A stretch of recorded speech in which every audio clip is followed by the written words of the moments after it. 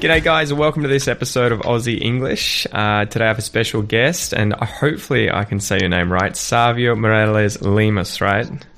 That's right, Sávio Mireles Lemos. It's always hard. I can never decide whether to use an Australian accent when introducing people or trying to use a Brazilian accent. That's fine, man. Either way, it's fine. So, man, how did you... Just tell me a bit about yourself and how you ended up in Australia, because I thought you've got a really interesting story that I wanted to share with people today, so I thought I'd get you on the podcast. How long have you been here? How did you end up here? Yeah. This is my second time here in Australia. So, in 2011, I made the move to Australia from Brazil, and I ended up staying here for 5 years, almost. Between 2015 and 2018, I was kind of back and forth between Brazil and Europe.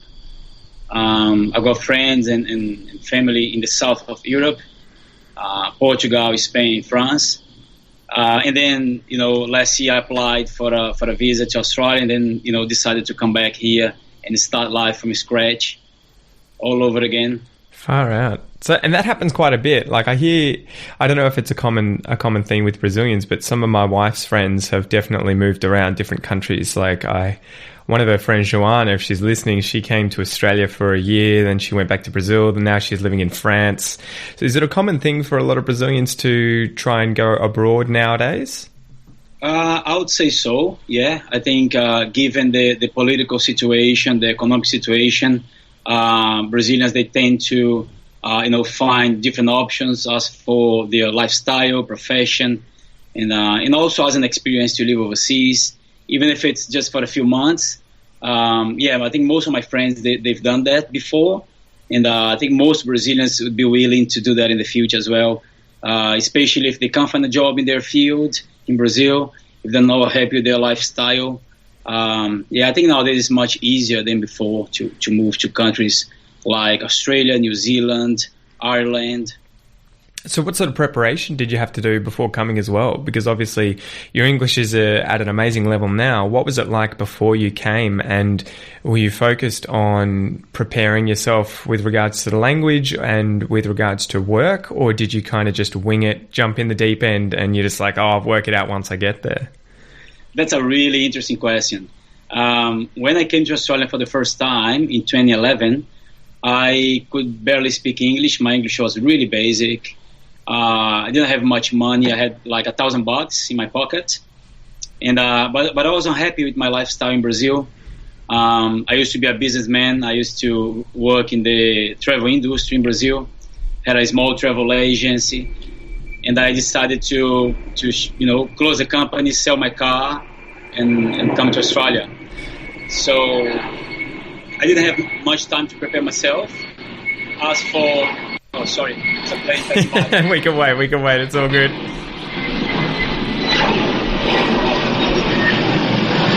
So, I didn't have much knowledge on the country. Obviously, I did my research beforehand, but it was more like an adventure. I like to think that I'm a challenge-driven person. So I was willing to lead a different lifestyle, and obviously an English-speaking country would be the best option to me. That's why I came to Australia. I had a 14 weeks English course, health insurance, and 3 days booked in a backpacker in the city here in Sydney. So you had the course already organised here in Australia, or did you do that before coming out? Yeah, before, because obviously I had to come on a student visa. Yep. And at the time, the shorter student visa possible was this 14 weeks English course visa. And so how did you find that, learning in a classroom? Was kind of, to me, a really unusual situation, because I was obviously sharing the classroom with, Indonesians, Thai people, Colombians, Brazilians, and it was a struggle. I'm not gonna lie. At first, it was really difficult.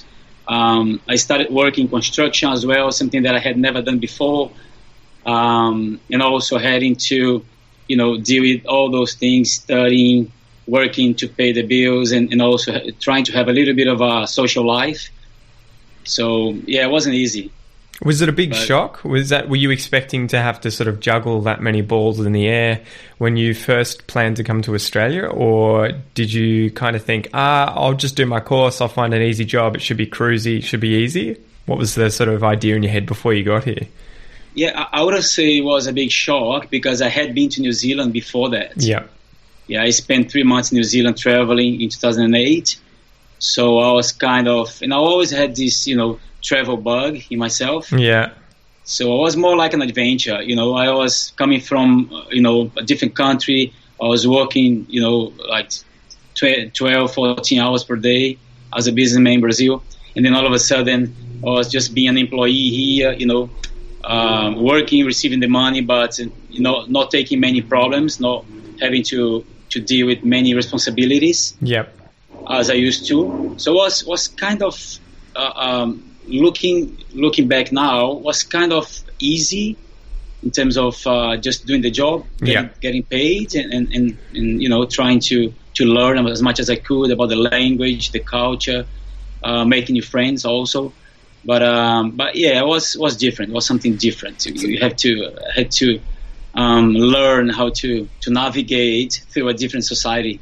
What was that process like? Was it something that happened passively, or did you actively have to put yourself out there to learn more about the culture, to meet people, and to really dive into the language? Because I think that's a big issue that a lot of listeners probably have when they get to Australia. They quite often get very good passive skills, like they get really good at listening and reading, but their speaking lags behind, and they also find it hard to meet people because, again, they don't necessarily go out there actively trying to do it all the time because it's a lot of effort.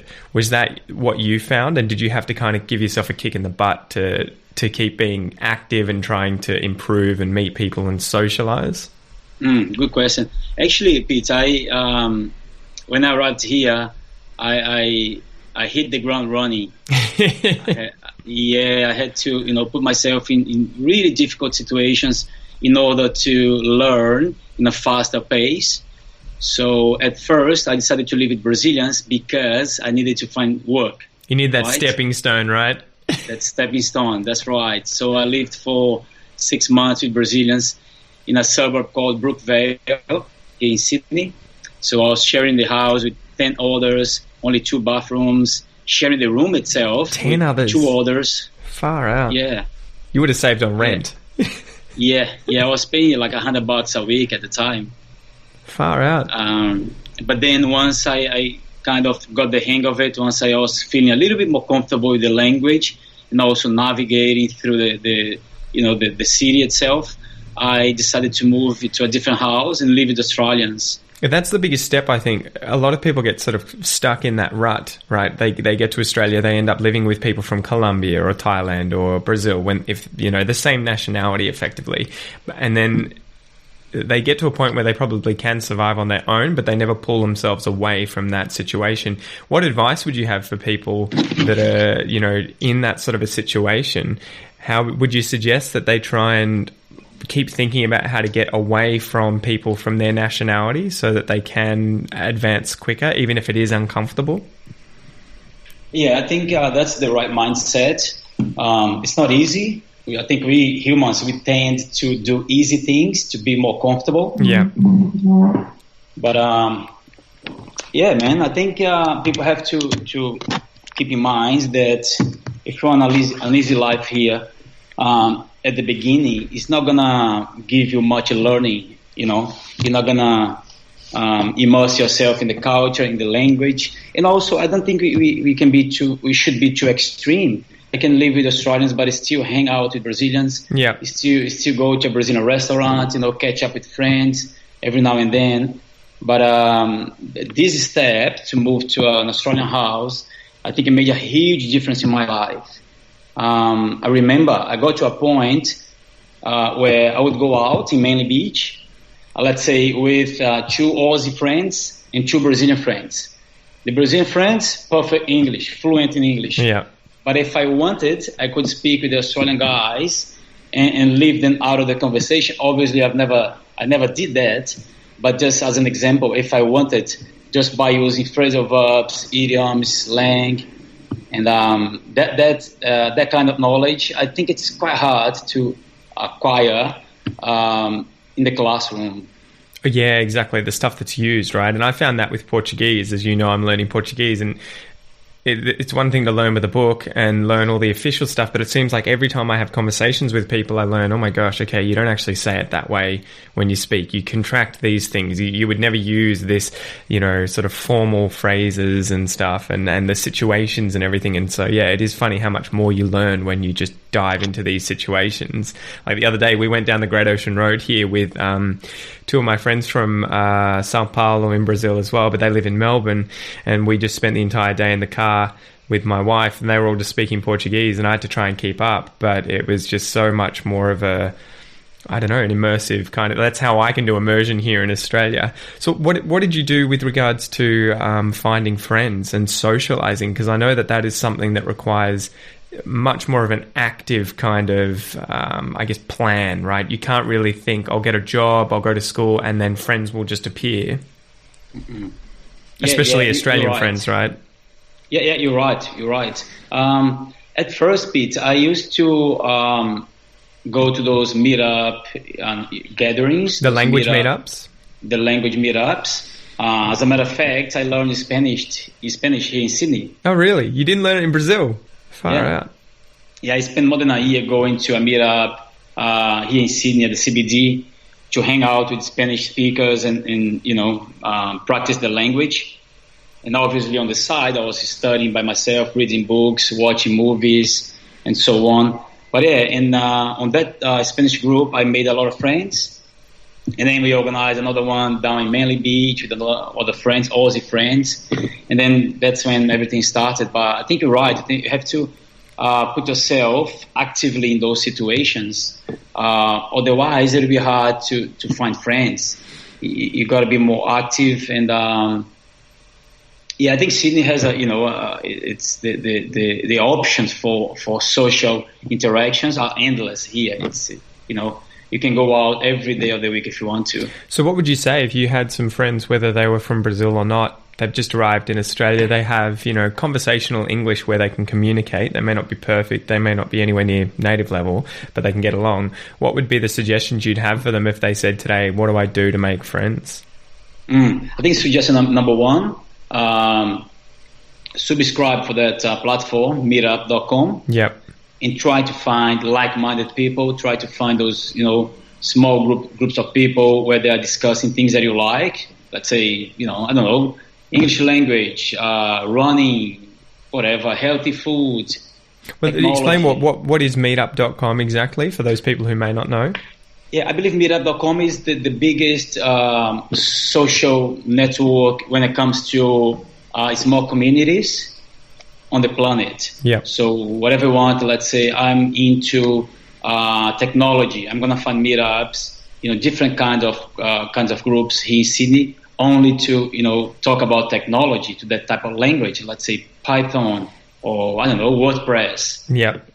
Dancing clubs, Yeah, so it's endless. You can find people who are pursuing any kind of hobby or even career-related stuff, and they tend to get together on a regular basis, and you can sort of sign up to go to those things, right?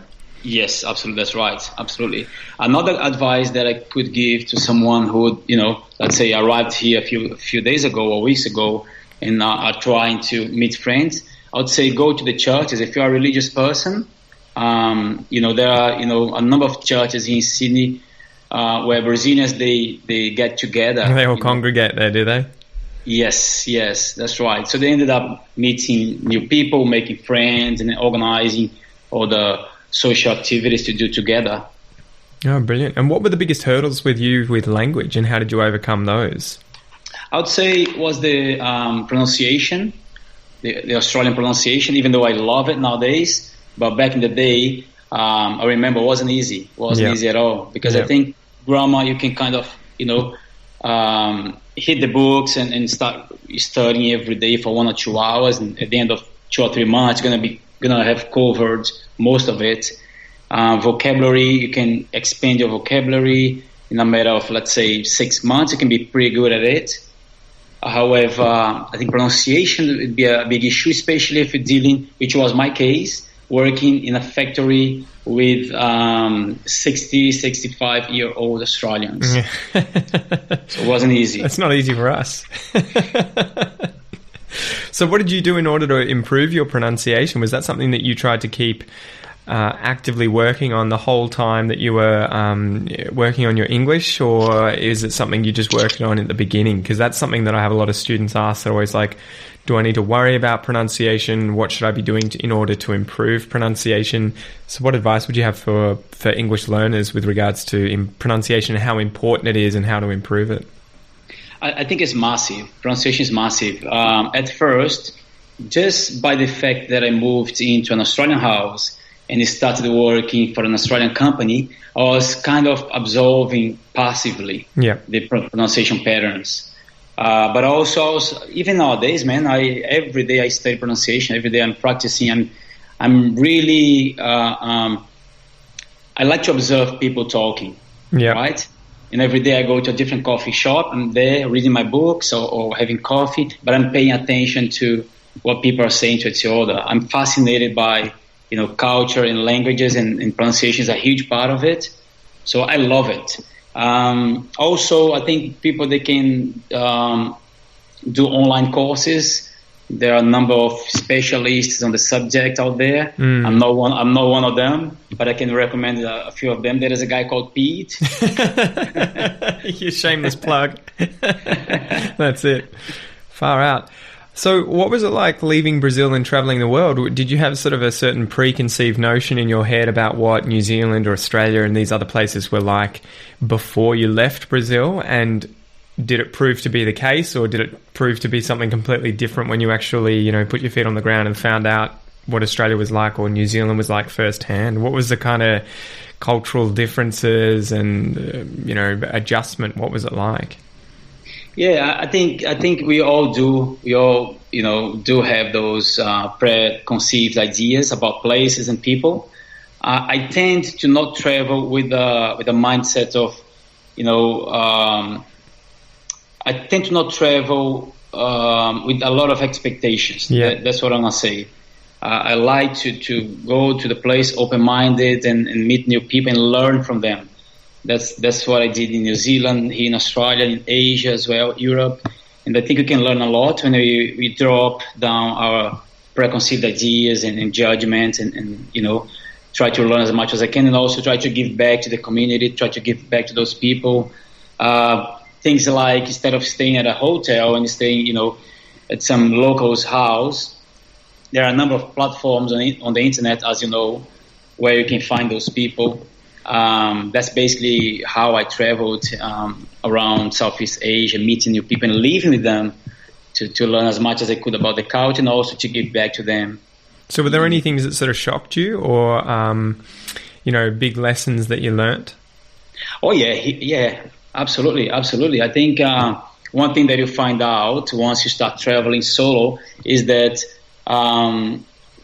poor people, financially, let's say, disadvantaged people, they can be so kind to you and so nice, and they can help you contribute to your journey in so many different ways and levels.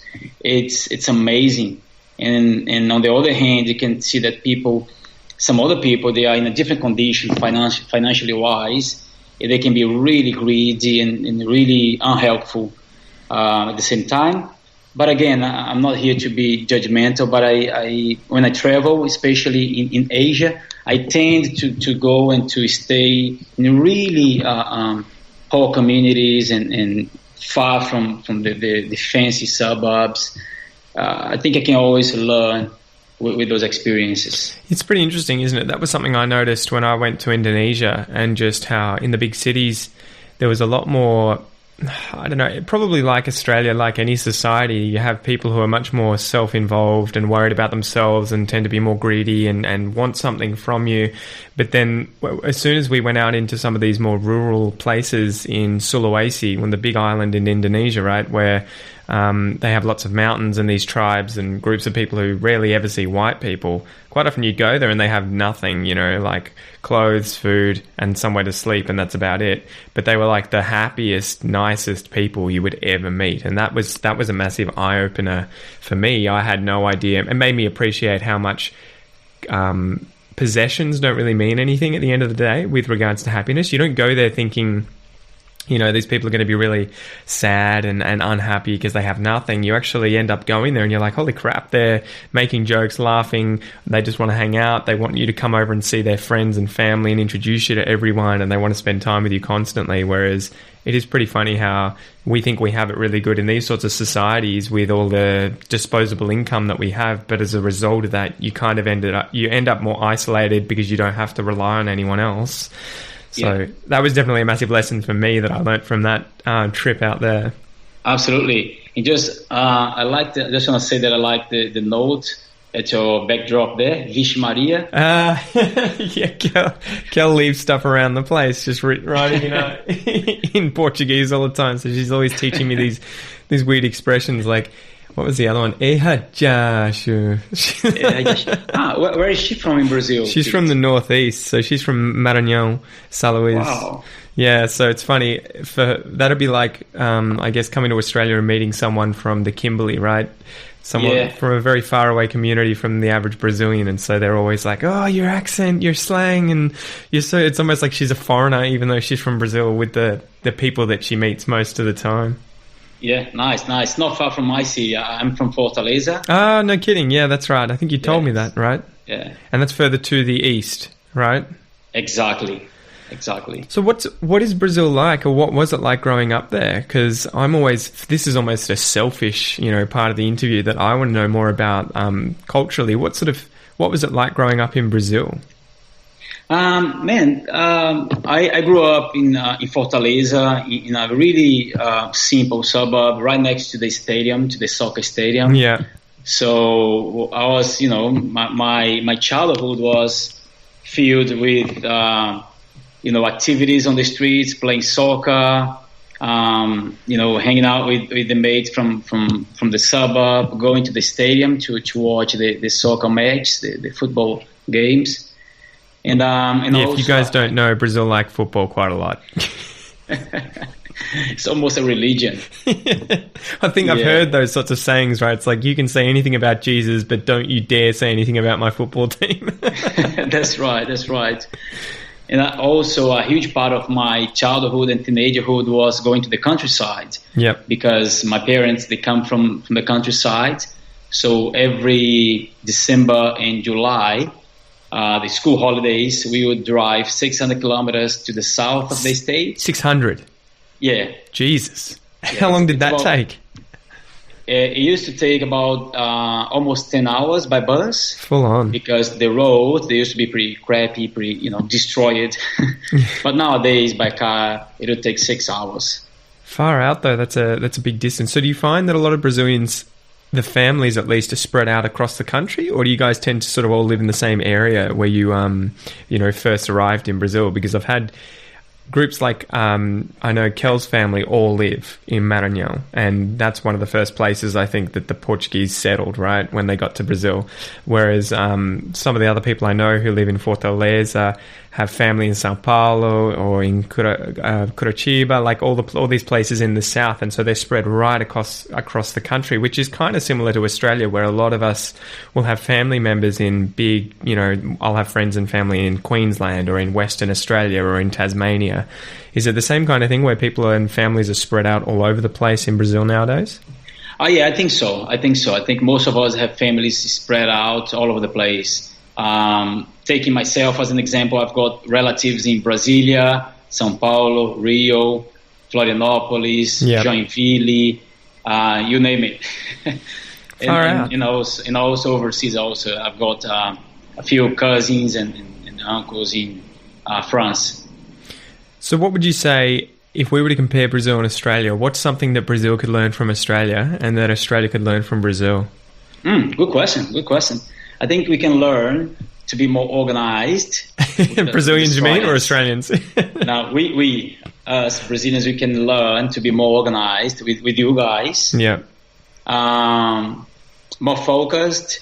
I think the English culture is kind of interesting to me because you guys are not as warm as we are as South Americans, but you can be really friendly and you know, I've met some amazing people here in Australia, and I don't believe we need to have many friends. We need to have good, you know, loyal and you know, people in your life.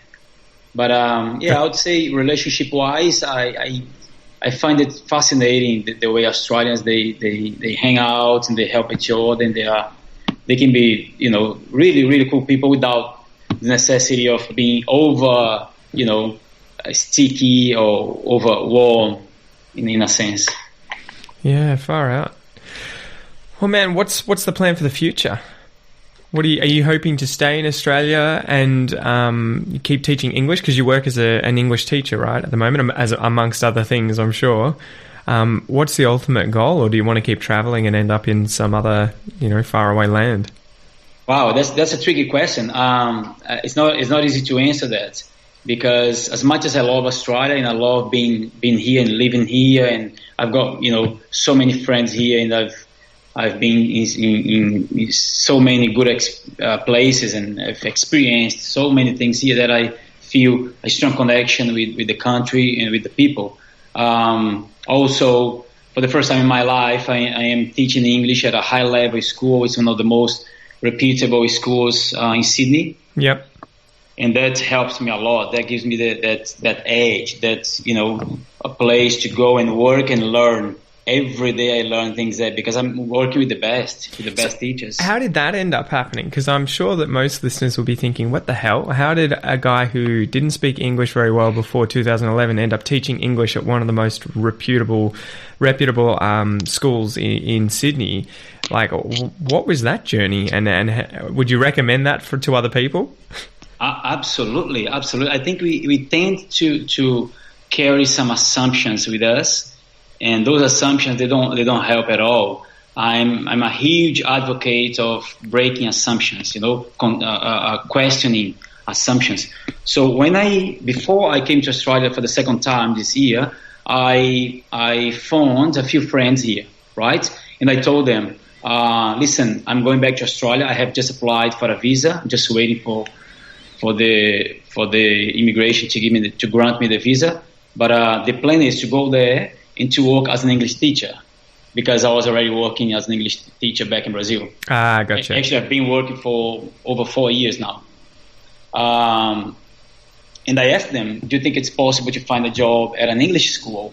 And I asked 3 or 4 different people, and they all gave me the same answer. They said, listen, Sávio, I think you could try, but it won't be easy because, you know, there's no shortage of, you know, English people coming here, New Zealanders, South Africans, the locals also, and it won't be easy.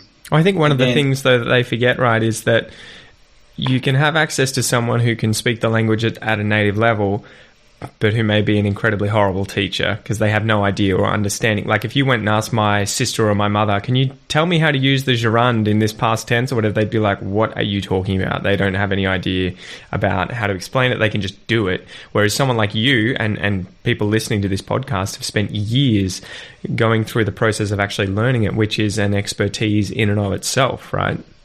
Absolutely. And one thing is knowing how to speak the language. Another thing is knowing how to teach the language. Myself, for instance, I can't teach Portuguese. Yeah, well, that's it, right? Like, and I say that to Kel all the time. I'm like, how can I say this? What's this word? And she'll be like, I don't know. Like, look it up online. I'm not a teacher. I don't know. I just do it. And the most annoying thing, I think, is when I say I'll learn a grammar rule. Like an example would be like you would say tu estás, right? If you're going to say tu and you want to conjugate that, you would say estás, but they never say that. They say tu está. And it's just like, what the hell? There are all these grammatical rules you learn and then you speak and she'll be like, no, that's weird. You actually use this incorrect version and now you sound natural. Exactly. Exactly. But another thing that I asked these guys was, what if I want to teach English as a private teacher? Yep. Because obviously Sydney is an expensive place to live, and I can't charge, let's say, less than $40. And then they said, "Oh, wow, really?" Because Sávio, some of the teachers here, the private teachers, they are native speakers, and they don't charge $40 for an English class. They charge less than that. I think the competition is growing. That's why prices are going down. Yeah. And I was like, really? All right. And then the third question was, because at the time I was teaching private lessons in Fortaleza, in my city, but I don't sell one class isolated. I don't sell one class and that's it. I sell a package, at least 12 lessons. Yeah. And I told them, listen, I'm gonna sell a package of 12 lessons. And then they did the math, and then they said, so what you're saying is you're gonna charge $480 to a student. Students don't have money, so forget about it. Long story short, I arrived here and started doing my research and talking to people, and ended up validating all my 3 assumptions, validating exactly the opposite of what they told me. Nowadays, I teach at an English school here. I charge more than I expected, more than I thought at first. And also, I don't sell only one English lesson, one-off. I sell 12 lessons cycles. Yep. And it's been working out to me. I think I've been able to help a lot of people and to provide high-level quality lessons. Obviously, it's a learning experience. Every day I learn something new with the other teachers at school, with my students as well. I'm extremely grateful to my students. They all come from a different place, from a different background, and they've been able to help me also to improve my craft. So do you have any repeating kind of questions or issues that come up with these students, and therefore tips that you keep giving over and over and over again to them when you're teaching them? I think they tend to take to different in a different way. They are always concerned about work. Yeah. Even though all of them, they've been working here, they've got good jobs, but they're always trying to work in their field, which is not easy, especially if you are an elementary or beginner English speaker. But also there are some of my students who they've been working for these companies for 1 or 2 years, and they've been offered the sponsorship visa. Yeah. And then they've got everything that it takes to apply for the visa, but they don't have the English level to do the IELTS test. So they have to do the IELTS test. Yeah, that's what I was going to ask. So you have a lot of them who have to end up doing the IELTS and the PTE and that sort of thing, do they? Yeah. Nowadays, I'm only working with students to improve their English level with general English and English for business. Yeah. Whenever somebody comes to me asking for IELTS lessons, I recommend them to a more qualified person. Well, that's the biggest problem, isn't it, with learning IELTS? It's 2 parts. You have to learn how to pass the exam and, fulfill the criteria that they're going to ask you to sort of fulfill, but also you need to have a good level of English. And a lot of teachers are just like, look, I can teach you English, but I don't necessarily know how to nail every nitty-gritty bit of the exam and the really important things to focus on. Exactly. So do you know much about IELTS and PTE, and have you noticed that more people are doing PTE than IELTS? Because that's something I all of a sudden have all these students asking me to help them with PTE over IELTS. So a lot of them are now saying, PTE is the one that's easier, it's easier to do, it's cheaper sometimes as well. And I was wondering, have you noticed a similar kind of thing? Yeah, absolutely. I think nowadays people, they tend to, they're leaning towards the PTE. In a sense, it's easier because you are doing the test in front of a computer. It's not a human being, assessing you. It's a computer. So I believe in a sense it's easier. But I don't know, man, to be honest, I've never taken those tests. Yeah. I did at the time. I'm a former student of this school that I'm teaching now. Oh, brilliant. So you were there for years, and then obviously that was helpful on your resume, was it? Showing them your marks. You just let me teach you now. No, that wasn't the case, but I did the Cambridge course, the Cambridge preparation course for only 3 months. Yep. Back in 2013. So yes, I kind of know 1 or 2 things about Cambridge, but IELTS, I'm hopeless. Yes. Far out, man. Well, finishing up, how can people find out more about you? And are you taking on any students at all via Skype or anything like that? Do you want to, put yourself out there to any listeners who might want private lessons with you too? Wow, man, I'd love to. I'd love to if I had the time. Okay, you got to get in the line, guys. Yeah, I came with my full capacity, 12 students. Yep. And I've been working with 12 students, so that's why I can't take in more students, take on. But yeah, if people want to find me, just Sávio Meireles Lemos on Instagram. I'm there pretty much every day, filming things and talking to people and trying to add value to people's lives, especially Brazilians who aspire to live overseas and who want to have a different experience outside of Brazil and learn English also. I'm kind of providing and putting out content along those lines. Brilliant. Well, Sávio, thank you so much for joining me today. Thanks, man. It was a pleasure. Thanks for having me. Too easy.